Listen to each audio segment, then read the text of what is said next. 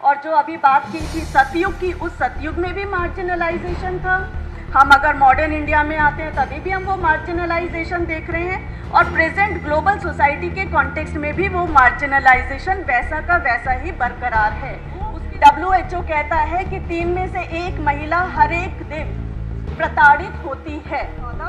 Cast के context में अगर देखते हैं, अट्रोसिटी के कॉन्टेक्स्ट में देखते हैं, सामाजिक अन्याय के कॉन्टेक्स्ट में देखते हैं, तो आर्टिकल 14, आर्टिकल 15, आर्टिकल 16 और आर्टिकल 17 का पूर्ण तौर से हनन आप देखेंगे, और उतने सारे केसेस मीडिया भी कैप्चर करता है और हमें भी रोज किस्से सुनने में आते हैं। जब तक कास्ट बनी रहेगी, आपका ये जो एंटी नेशनल रवैया है वो बना रहेगा। You have started your introduction, मैं भी मिक्स लैंग्वेज को यूज़ करते हुए अपनी बात रखूँगी। Respected Provost sir, Warden sir and RT sir and other panelists, we have just heard about our previous speakers, and they have very well explained all the contextual issues with regard to the development, with regard to the modern India, with regard to the historical issues which we really need to mention in today's context, and especially on 131st birth anniversary of Dr. B.R. Ambedkar, Baba Saheb Ambedkar. So हम आज क्या ऐसा है कि जो हमें rethinking की ज़रूरत है? ऐसा क्या है? The title itself it says rethinking Dr. B.R. Ambedkar, a new framework for global justice. So I was just writing something, और कुछ जो पहले काम किया है उसमें से कुछ पॉइंट्स मैं सोच रही थी कि आप लोगों के साथ साझा करूं आज। And you have given me a very great opportunity, a very good opportunity on today's occasion, जहां पे हम बर्थ एनिवर्सरी का सेलिब्रेशन तो कर रहे हैं, पर क्या हम हीरो वर्शिप में जा रहे हैं या फिर हम आइडिया का सेलिब्रेशन कर रहे हैं? So this is up to you to think about it. I believe कि हम जब भी कब ऐसी बर्थ एनिवर्सरीज को सेलिब्रेट करते हैं, एक तरीके से हम जो आइडियाज़ हैं उनको चेरिश कर रहे हैं। जो आइडियाज़ हमको मिले हैं किसी व्यक्ति के द्वारा, किसी लीडर के द्वारा, किसी सोशल रिफॉर्मर के द्वारा, and specially doctor B.R. Ambedkar जो सिंबल ऑफ नॉलेज कहलाए जाते हैं and world over very well recognised हैं। सो ग्लोबल जस्टिस और सोशल जस्टिस के कॉन्टेक्स्ट में हम उनके आइडियाज़ को चेरिश कर रहे हैं और उनके आइडियाज़ पे रीथिंकिंग कर रहे हैं, and we are trying to create a framework for a social justice. अपनी बात मैं आगे शुरू करूं उससे पहले I must appreciate the Gaur hall team that you have choose that topic to have a deliberation on this. So I think rethinking is really required. We need to create a framework जिसके ऊपर हम सामाजिक न्याय की जो अवधारणा है उसके बारे में हम सोचें। Now to start with today's discussion, I would like to highlight some important points in context of social justice. आपने जब कहा global justice, तो मेरा मानना ये है कि कोई भी global justice का context local context से start होता है। So if you really would like to create a framework at the global level, you need to realize what we need to do at the local level. Local context में अगर हम Indian context में देखें तो क्या social justice के issues हैं जिनको हमें हाईलाइट करना चाहिए? So are we talking about the people those are privileged, और we are talking about the people those are at the margin? Obviously जब भी हम सोशल जस्टिस की बात कर रहे हैं, so we are talking about the people those are at the margin. अब वो जो मार्जिनलाइजेशन है उसके ऊपर आजकल बड़ा डिबेट है। कंटेम्प्रेरी डिबेट्स आप जब भी देखें तो जितनी भी फाइट है सब आगे बढ़कर कहते हैं we are marginalised, we are not getting all those things, we are not getting the share in the resources, we are expose to these harsh realities. But जब भी जस्टिस और मार्जिनलाइजेशन की बात है, हमको शायद हिस्ट्री को नहीं भूलना चाहिए। As scholars we have to look at the history. वो हिस्ट्री हमको क्या बता रही है? उस कॉन्टेक्स्ट में जाके जब आप मार्जिनलाइजेशन देखेंगे तो आपको पता चलेगा कि एक खास तबका सोसाइटी का कंटिन्यूसली मार्जिनलाइज्ड है। It is before independence also, और जो अभी बात की थी सतयुग की, उस सतयुग में भी मार्जिनलाइजेशन था। हम अगर मॉडर्न इंडिया में आते हैं तभी भी हम वो मार्जिनलाइजेशन देख रहे हैं, और प्रेजेंट ग्लोबल सोसाइटी के कॉन्टेक्स्ट में भी वो मार्जिनलाइजेशन वैसा का वैसा ही बरकरार है। उसके रूप कुछ बदले हैं, कुछ नए फॉर्म्स आए हैं, बट हम ये बिल्कुल इस बात से निगेट नहीं कर सकते कि वो मार्जिनलाइजेशन की स्थिति नहीं बदली है।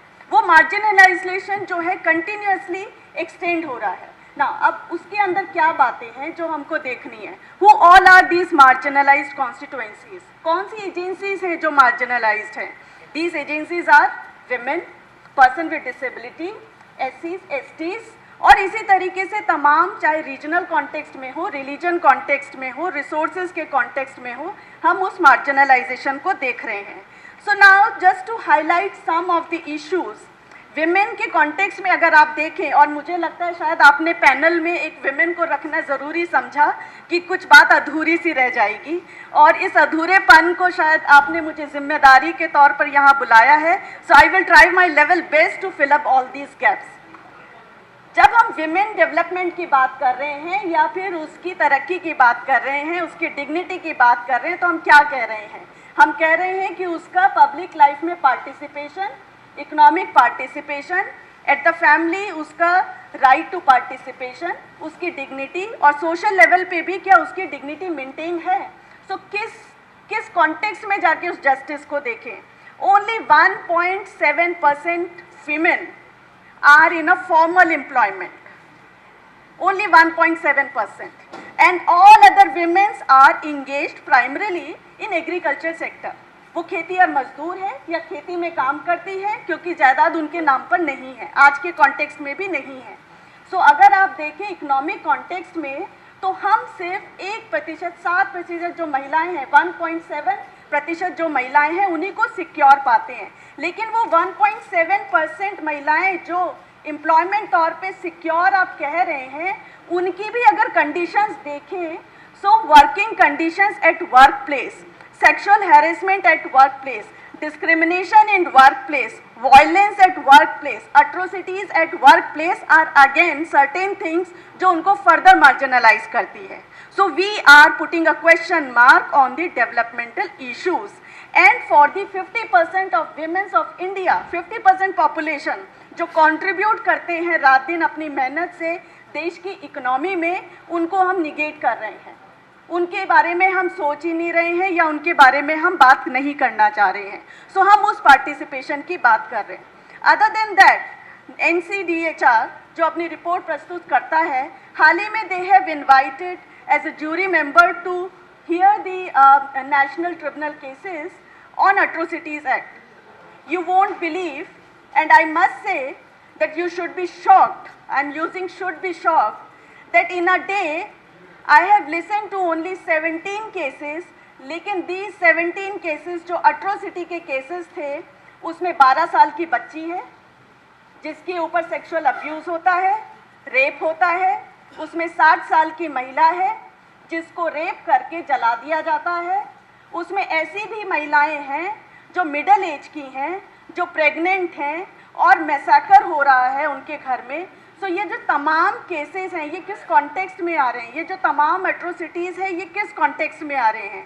ये पॉलिटिकल कॉन्टेक्स्ट में एट्रोसिटी हो रही है, ये कास्ट कॉन्टेक्स्ट में एट्रोसिटी हो रही है, ये जेंडर कॉन्टेक्स्ट में हो रही है, ये लैंड डिस्प्यूट के कॉन्टेक्स्ट में हो रही है, और ये डिग्निटी के कॉन्टेक्स्ट में हो रही है। जैसे हाल ही में मंत्री साहब ने बोला कि अगर आप देखने में अच्छे हैं या प्राइड फील करते हैं या कल्चरली अपने आप को रिच प्रेजेंट करते हैं, या फिर आप इतनी हिम्मत करते हैं कि आपकी बारात सड़क पे घोड़ी पे चढ़ के निकल जाए, या आप उस तरीके के गाने गाते हैं या अच्छे कपड़े या गहने पहन के निकल जाते हैं, तो भी अट्रोसिटीज़ होती है। So I am just referring to only 17 cases which I could heard in a day, and these were from all over India, and this is not a history, this is a present, और ये आगे future भी decide करेगा। This was for 20 and 21, this data is from 2020 and 2021, और अभी तक उन पे FIR नहीं हुई है, उस केस पर हियरिंग नहीं हुई है, उसके ऊपर कोई एक्शन नहीं लिया गया है।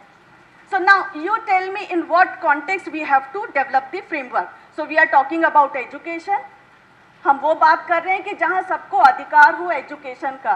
Now with in education past 3 years में आपने डिजिटल डिवाइड को बहुत अच्छे से देखा है। आपने देखा है women's those are not owning the piece of land, घर उनके नाम पर नहीं है या कोई प्रॉपर्टी उनके नाम पर नहीं है, and to the extent the digital devices are also not owned by the women, the majority of women, and majority of population is living in a rural area. ग्रामीण महिलाओं की बात कर रहे हैं या सब अर्बन एरियाज में जो महिलाएं हैं हम उनकी बात कर रहे हैं। क्या उनको वो आज़ादी है अपने डिजिटल डिवाइसेस को ऑन करने का और 24 घंटे उस पर Facebook, WhatsApp, LinkedIn and many other Google platforms पे जाकर सर्च करने के लिए या अपनी पढ़ाई को कंटिन्यू करने के लिए? So we have to look at that context also, that what we are talking about, what sort of development we are talking about. UN 2020 में कहते हैं कि शैडो पैंडेमिक है, एक पैंडेमिक है, एक शैडो पैंडेमिक है। वो शैडो पैंडेमिक क्या है? That women are exposed to domestic violence because they are locked up in the hometown or maybe at the home. Now अगर घर में भी उसको वो सेफ एनवायरनमेंट नहीं है, और क्यों मैं ये कह रही हूँ, WHO कहता है कि 3 में से 1 महिला हर एक दिन प्रताड़ित होती है। सेक्सुअल अब्यूज के कॉन्टेक्स्ट में, वायलेंस के कॉन्टेक्स्ट में, फिजिकल वायलेंस है या साइकोलॉजिकल वायलेंस है, इसके कॉन्टेक्स्ट में उसकी प्रताड़ना होती है। सो हम कहाँ के स्पेसेस की बात कर रहे हैं? घरों की बात कर रहे हैं या पब्लिक स्पेस की बात कर रहे हैं या पॉलिटिकल स्पेसेस की बात कर रहे हैं? So these are the areas जहाँ पे हमको बिल्कुल आगे बढ़कर सोचना है।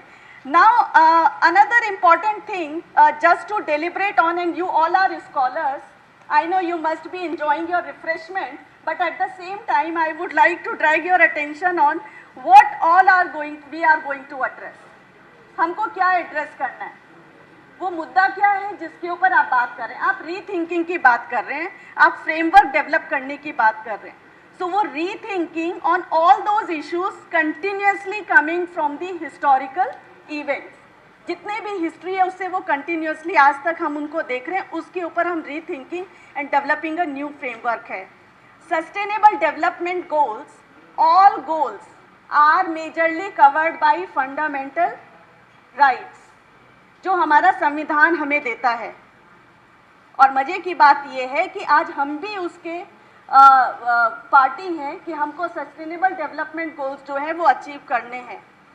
आप देखेंगे तो आर्टिकल 14 कास्ट के कॉन्टेक्स्ट में अगर देखते हैं, अट्रोसिटी के कॉन्टेक्स्ट में देखते हैं, सामाजिक अन्याय के कॉन्टेक्स्ट में देखते हैं, तो आर्टिकल 14, आर्टिकल 15, आर्टिकल 16 और आर्टिकल 17 का पूर्ण तौर से हनन आप देखेंगे। और उतने सारे केसेस मीडिया भी कैप्चर करता है और हमें भी रोज़ किस्से सुनने में आते हैं, चाहे वो फिर हाथरस की घटना हो, चाहे वो राजस्थान की घटना हो, चाहे वो बदायूं हो या कोई और जगह, लिस्ट आपको कम नहीं मिलेगी। सो जो फ्रेमवर्क डेवलप करना है वो आपको इन सब मुद्दे में डेवलप करना है। So this is the first question what we are going to address. We are going to address the state of injustices. जहाँ भी अन्याय है, जिस भी फॉर्म में है, उसको एड्रेस करना ही करना है, उसके ऊपर रीथिंकिंग होना is must. And you all are scholars, so I expect that definitely you are going to think about it. In what context we have to address? We have to address in the context of freedom, the dignity, the share in the resources, participation, right for decision making. इस context में करना है। आप किसी को resources में अगर sharing नहीं देते हैं, उसको डिसीजन मेकिंग में पार्टिसिपेशन नहीं देंगे, तो फिर एक वो फ्यूडल सिस्टम में बंध के रह जाएगा। कहीं ना कहीं उसकी वही दास्ता चली आएगी जो हम हिस्टोरिकल कॉन्टेक्स्ट में देखते हैं। और क्या इसकी रेलेवेंस प्रेजेंट टाइम में है? जितने भी किस्से मैंने आपको बताए ये प्रेजेंट टाइम के ही हैं। ये कोई इतिहास की किताब से उठा के लाए गए किस्से सुनाने के लिए मैं 20 और 21 का आंकड़ा आपको बता रही हूँ। उस आंकड़े में आप देखेंगे रोज़ाना इस तरीके की जो बात है वो आपके सामने आती है। सो इन महिलाओं के लिए या वेमेंस के लिए डेवलपमेंट के कॉन्टेक्स्ट में ये बहुत ज़्यादा रेलेवेंट भी बन जाता है। So I just would like to read out a portion जो प्रोफेसर झा ने भी कहा था, and this is from a constituent assembly debates 25 November 1949। So क्या कह रहे थे झा साहब यहाँ पर जब उन्होंने कही अपनी बात? So he was talking about social democracy, and what Professor Dr. B.R. Ambedkar was mentioning, उनका कहना था अगर ट्रू सेंस में कुछ एंटी नेशनल है so this is caste, this is caste. आप कास्ट को हटा दीजिए, सब लोग नेशनलिस्ट हो जाएंगे। जब तक कास्ट बनी रहेगी आपका ये जो एंटी नेशनल रवैया है वो बना रहेगा। कास्ट इन इंडिया 1916 में उन्होंने जो पेपर लिखा था बड़ी खूबसूरती के साथ उन्होंने, and very particularly he raise the issue of control over women sexuality, और कैसे वो कंट्रोल से विमेन सेक्सुअलिटी के ऊपर जो कंट्रोल है उसकी वजह से कास्ट सिस्टम को बरकरार रखा जा रहा है। अगर कोई विमेन आउट ऑफ कास्ट कहीं कोई कंज्यूमेशन होता है तो उसको बाहर कर दिया जाता है उसकी जाति से, वो एक्सेप्टेड नहीं होती, ऑनर किलिंग के सब्जेक्ट बनती है। या फिर मेल जो है वो अगर कंज्यूमेट करता है लोअर कास्ट विमेन से, so this is approved on the name of devadasi या on the name of submitting herself to the god. आप ये सारे किस्से रोजाना आप देखते हैं। So in true sense, if something is anti-national, this is not the university students, these are not the particular religion people, but this is a caste. अगर caste system बना रहेगा तो ये कहीं ना कहीं हमारे nation के लिए घातक है। So what he was talking about? He was talking about that we should not bother about political democracy, rather we should be talking about social democracy. And what sort of social democracy he was talking about? It means a way of life which recognizing liberty, equality, fraternity as the principles of life. So he was talking about psychology, brotherhood, जहाँ आप dignity के साथ एक दूसरे का सम्मान करते हैं, अपनी भी लाइफ का सम्मान करते हैं, सामने वाले के सम्मान करते हैं। In context of religious diversity, in context of regional diversity, in context of caste diversity, जहाँ पे वो dignity पे अटैक होता है, आप मानकर चलिए कि आप social democracy को नहीं मेंटेन कर पा रहे हैं। And he was anxious at that particular time of moment कि मेरी वरी यही है, why I am anxious, why am I anxiety? हम पॉलिटिकल डेमोक्रेसी तो ले लेंगे, फ्रीडम तो ले लेंगे कागजों पर, क्या हम ट्रू सेंस में फ्री हो पाएंगे? And till the point we are talking about rethinking new framework for global justice. I think this shows that he was very anxious and he was truly anxious for the genuine causes. अगर उनकी वो anxiety थी तो वो सही मायनों में सही एंग्जाइटी थी, और 75 साल के बाद भी हम समाज में शायद वो सोशल डेमोक्रेसी का माहौल नहीं देख पा रहे हैं। सो कहीं ना कहीं we scholars, we academicians, we people of the India need to come out from our comfortable spaces, from our privileged background, and to celebrate and to cherish the idea of social democracy. Thank you so much कि आपने मुझे सुना और मौका दिया। इसी के साथ आई वुड लाइक टू से, आप जो गौर हॉल का टीम है, गुजारिश है कि अगर इसको बचाना चाहते हैं तो नेशनल दस्तक को सब्सक्राइब करने के लिए रेड कलर के सब्सक्राइब बटन को दबाएं, फिर बेल आइकन की घंटी दबाएं। नेशनल दस्तक को बचाने के लिए बहुत जरूरी है कि हर खबर को शेयर करें, लाइक करें, कमेंट जरूर करें।